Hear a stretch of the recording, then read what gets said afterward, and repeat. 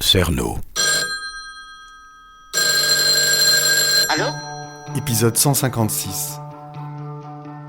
Bon, j'ai été travailler à l'agence Havas à Blois pendant 1 an. Et ce qui m'attirait, c'était les voyages. Et moi, c'est pas ma question. Moi, je vous demandais si les hommes vous avaient bien traité. Les hommes, lui, il m'a très bien traité. Oui, à 14 ans, il y a un paysan là qui me voulait absolument me passer la main. À 14 ans ? Moi, j'avais 14-15 ans. Ah oui, dans les villages, c'est comme ça. Et qu'est-ce que vous avez fait ? Une anti-enquête. L'assassin a-t-il agi avec préméditation ? Je suis pas morte. Il y a beaucoup payé ? Rassembler les os des jeunes filles, Julien, moi c'est Hassan. Il semble que l'homme a fait subir de longs sévices à la victime. les recomposer. On n'a rien entendu. C'est un féminicide. Elle avait donné rendez-vous à l'acheteur potentiel, comme cela se fait souvent, au pied de l'immeuble. Une belle hauteur sous plafond. Personne n'a rien entendu. Leur donner une voix pour les laisser ensuite courir librement. Je sais pas si c'est un fait divers ou je sais pas. Cerno. Mais allez-y quand même.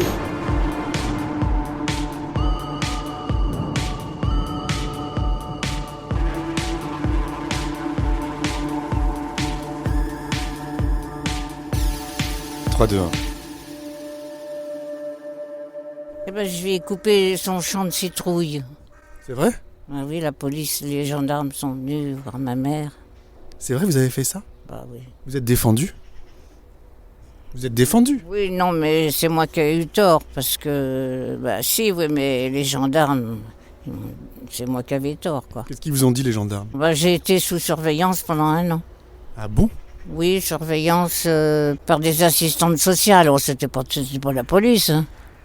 Mais qu'est-ce qu'il vous voulait, cet homme, quand vous aviez 14 ans ? Coucher avec moi. Mais ça veut dire qu'il a essayé de vous violer ? Pas vraiment, non, il voulait pas. Il courait après il avait 30 ans, je disais que c'était un vieux, moi j'avais 14 ans. Je sortais de l'école, non. Mais quand je suis arrivée à Paris, je suis venue à Paris parce qu'à l'agence Havas, il y avait la chef, elle pensait qu'un jour j'allais lui prendre sa place. Alors gentiment, très gentiment, elle m'a poussée dehors, elle m'a poussée à partir. Donc j'ai trouvé du travail à Paris. Je suis venue un soir, très tard, par le train Blois-Paris Austerlitz. Mon futur patron m'attendait à la gare d'Austerlitz. Vous voulez vous asseoir ? Non, Et alors, là, vous aviez quel âge quand vous êtes arrivé à Paris ? pas un temps.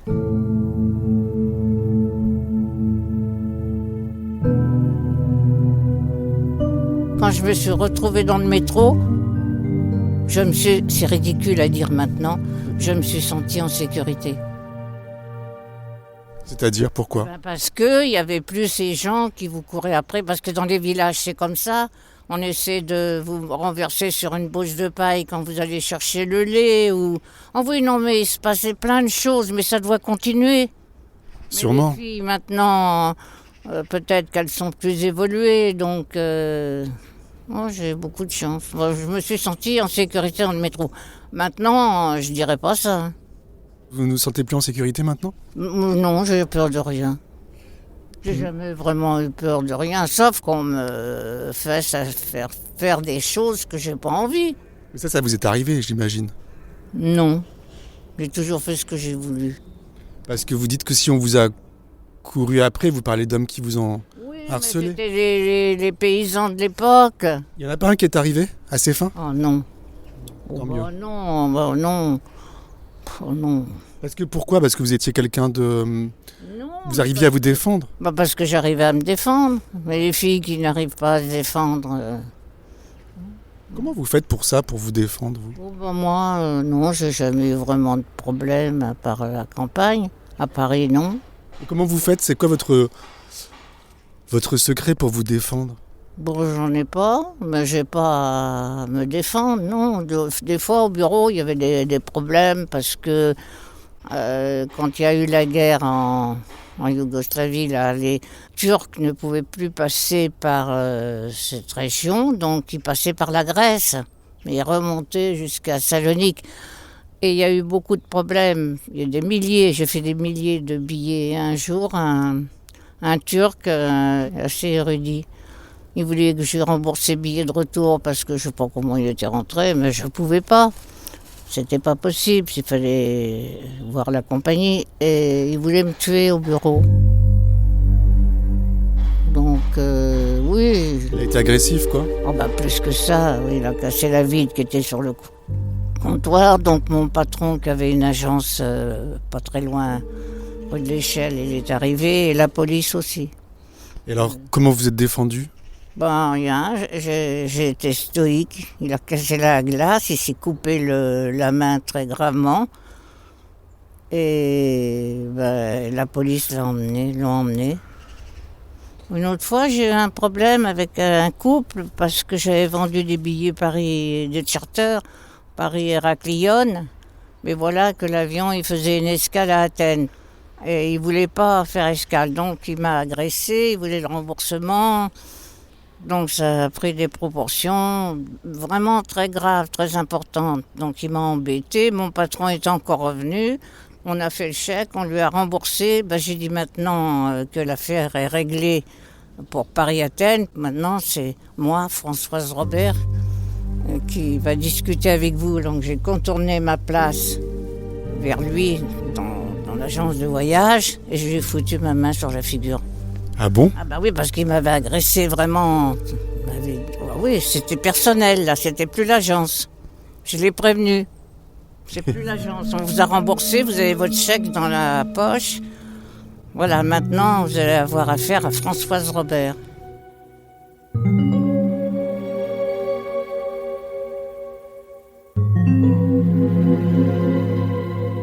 Je me suis toujours défendue. Je me suis toujours défendue. Même toute petite, j'étais un peu agressive, oui.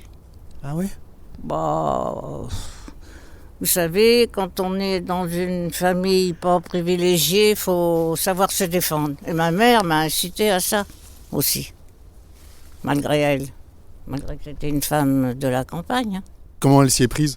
Ben, elle ne savait pas elle-même, c'est venu naturellement. Parce qu'elle ne m'a jamais vraiment choyée, j'ai pas été battue, non, c'est pas le mot, mais elle était très stricte, très dure. Plus avec ses filles qu'avec ses garçons. Pourquoi ça? Comment vous l'interprétez? Elle préférait les garçons, comme beaucoup de mères, beaucoup regardaient pourquoi les garçons ils agressent les femmes, parce qu'ils sont élevés par les mères. Et les mères sont beaucoup plus attirées par leurs garçons. Elles pensent qu'ils sont plus fragiles, elles les chouchoutent. J'ai vu ma mère avec mes 2 frères, 3 frères même. Oui, il y avait une différence. Mais alors pourquoi vous dites que les hommes...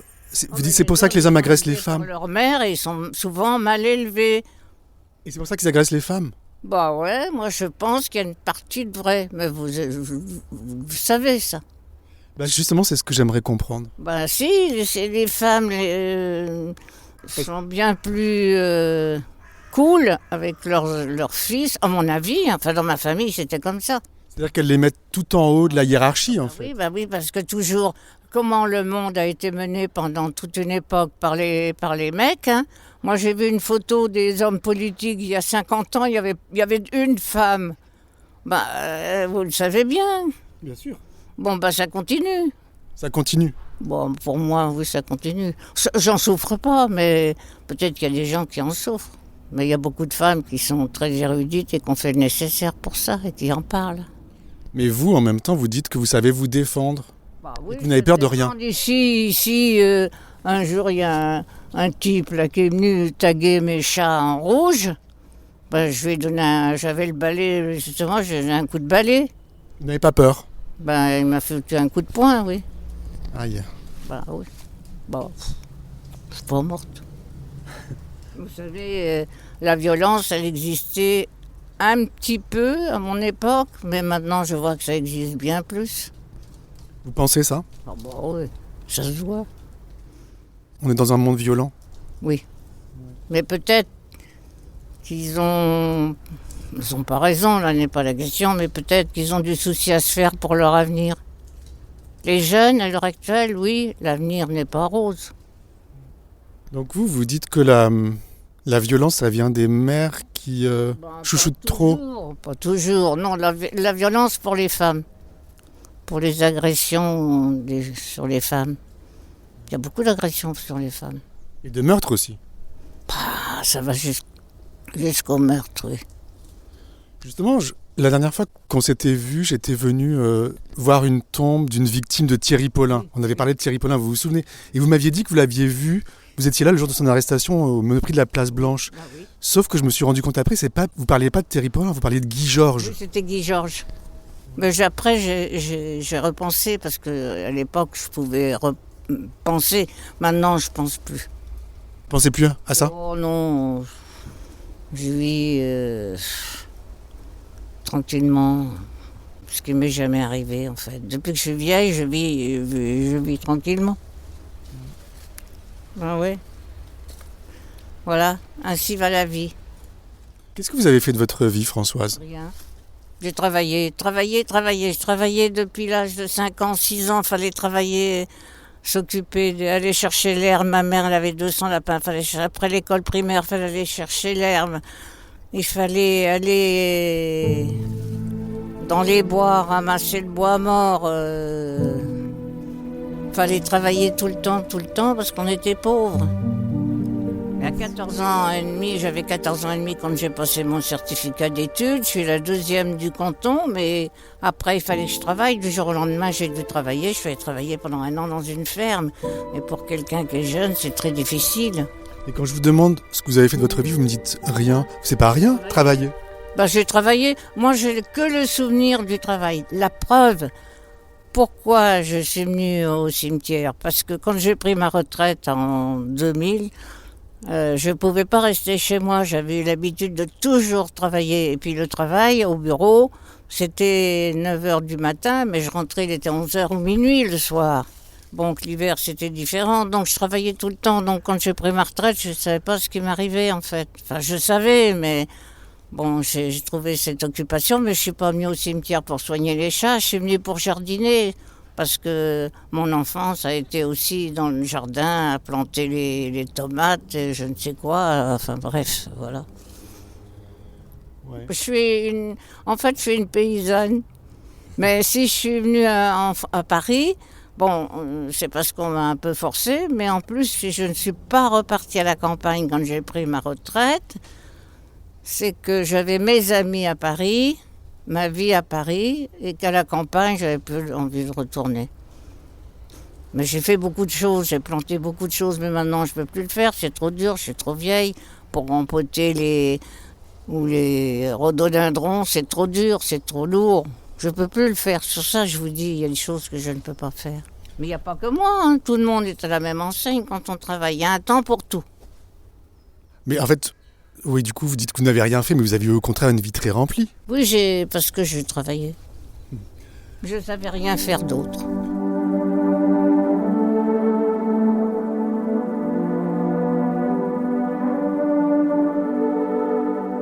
Moi, maintenant, je travaille vraiment sur ce qu'on appelle les féminicides. Ah oui. Bah oui. Meurtre de femmes. Les tuent, mais les mecs sont pas, moi, ils sont pas dans un état normal quand ils tuent leurs femmes. Je pense. Leurs femmes, mais pas que leurs femmes, en fait. C'est quand ils tuent des femmes. C'est comme si les femmes étaient tuables. Ben oui, parce qu'on n'est rien du tout. Au point de vue de certains mecs, je veux pas dire les hommes, certains mecs, on n'est rien du tout, nous les femmes. Rien. On représente rien. Donc, ils vous tuent comme si c'était un animal. Enfin, c'est ce que je pense. C'est fou ce qu'il peut y avoir comme femmes qui sont mortes sous les coups de leur conjoint ou de leur ex-conjoint. Mais je comprends pas pourquoi ils arrivent à ce point de violence. C'est qu'ils ont été sûrement malheureux, peut-être qu'ils ont des circonstances atténuantes, je ne sais pas.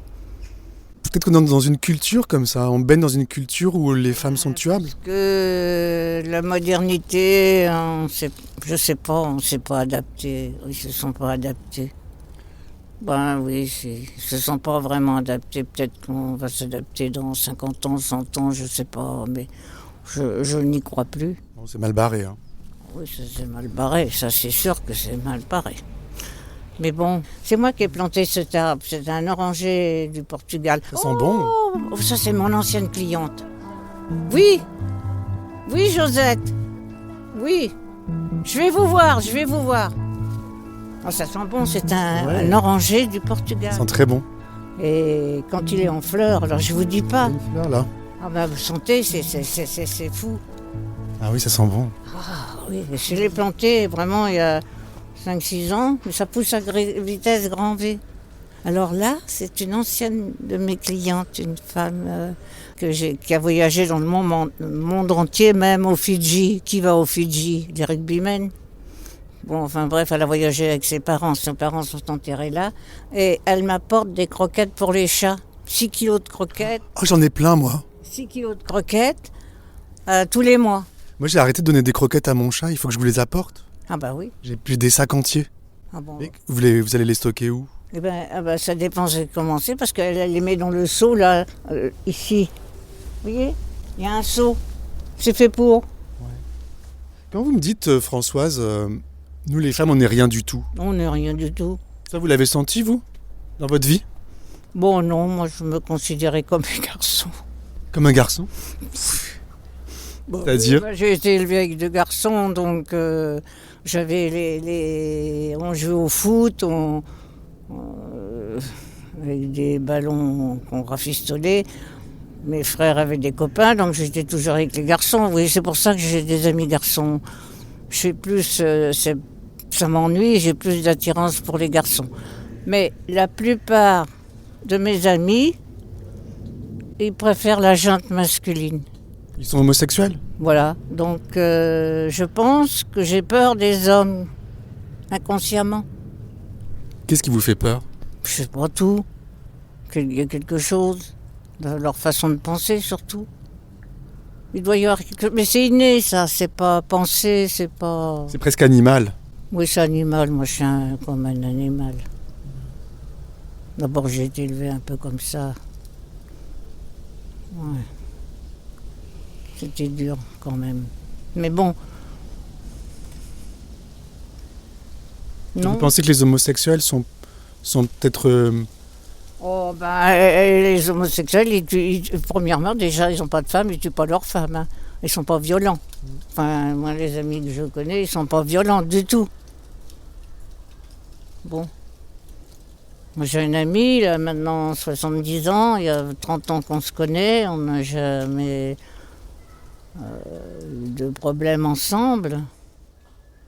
Il s'est marié avec un garçon. Enfin, mes 2 amis se sont mariés.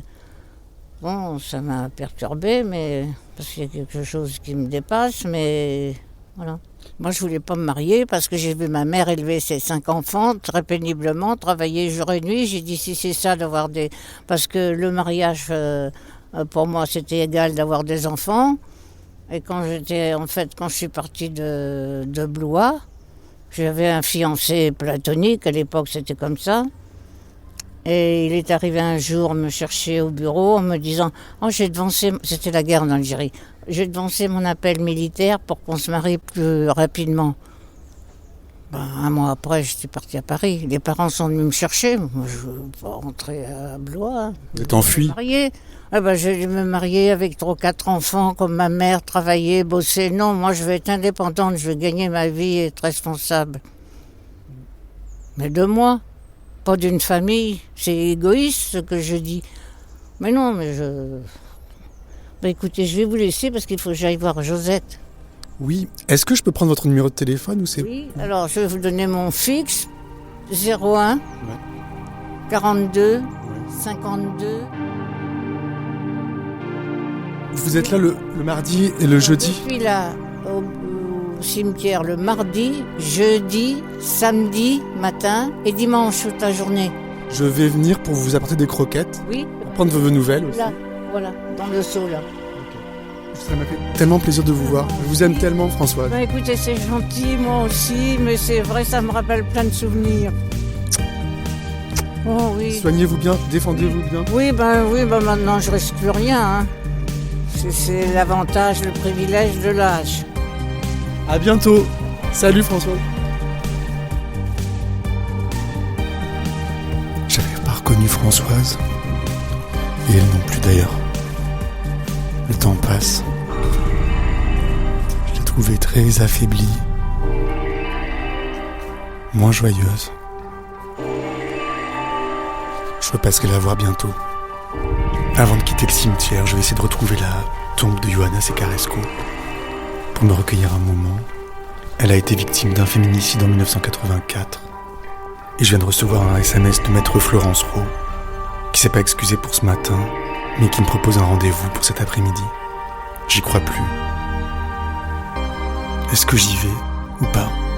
Voilà, j'emprunte le chemin de Troyon pour voir la tombe de Johanna. Voilà, c'est une tombe qui est laissée à l'abandon. Cerno. On n'arrive presque plus à lire les inscriptions. Et les plantes sont en mauvais état. Une anti-enquête. Je pense que j'ai peur des hommes, inconsciemment. À suivre.